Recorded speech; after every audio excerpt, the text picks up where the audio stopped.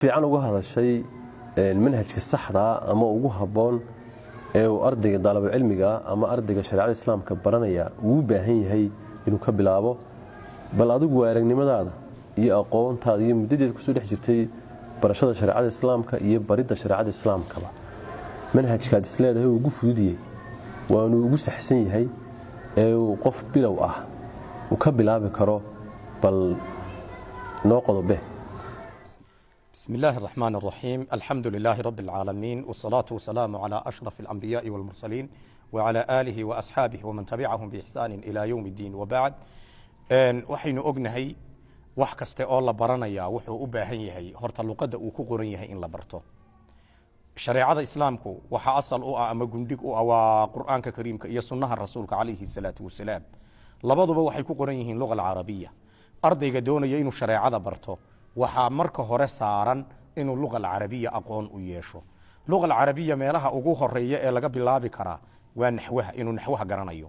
toddoba kitaab haduu ardaygu naxwaha ka qaato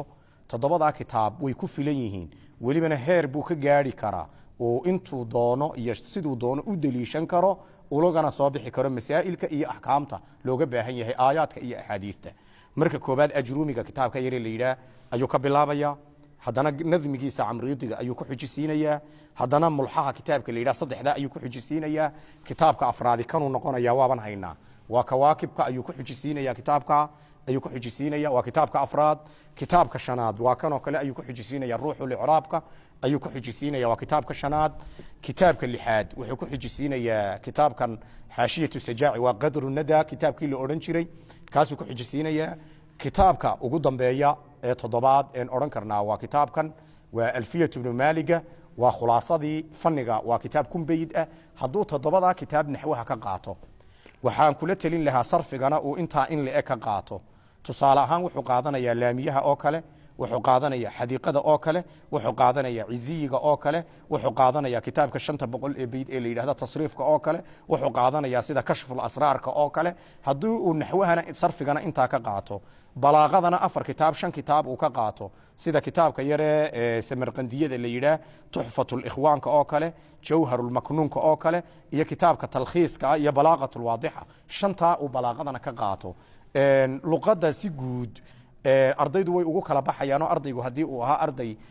madaariska ku soo dhex jiri jiray ama masaajida ku soo xidhnaa toos buu u bilaabayaa naxwaha iyo sarfiga iyo balaaqada manhajka aan sheegay saddexda maado ayuu marka hore bilaabaya ayuu horeysiinaya naxwaha toddobada kitaab ka qaadani sarfigana lixda kitaab ka qaadani balaaqadana shanta kitaab ka qaadani waxa inta uga dambeeya waa shariicadii xadiiskii iyo tafsiirkii iyo maxaan ku iraahdaa fiqhigii iyo mid kasta wixii kabayay oo xadiis markaad bilaabayso mustalaxiisa la raaciya fiqhi markaad bilaabaysana usul fiqhiga la raaciya markaad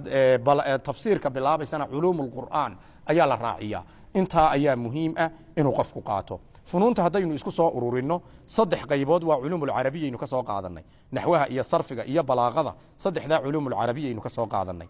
lixna waxaynu ka soo qaadanay shariicada fiqhiga oo lamaan waa fiqhiga iyo usulul fiqhiga qawaacid al fiqhiyuna way iska raacayaan حديثك أول لمان وحديثك إياه مصطلح عيسى إياه تفسيرك أول لمان وتفسيرك قرآن كريم كأ إياه محانك إلى علوم القرآن لحداثنا حق الشريعة أيوك قاضنا صدح ذانا حق وحك قاضنا